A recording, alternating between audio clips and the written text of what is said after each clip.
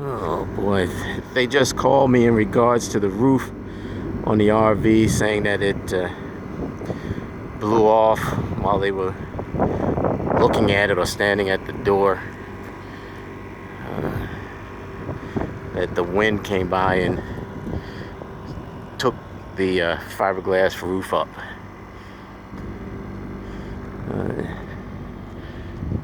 You see it's lifting in the wind now.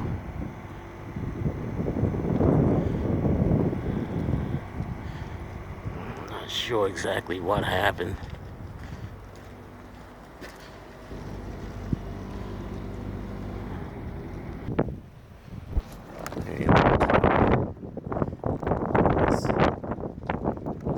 It's blown off all the way down from the rear to the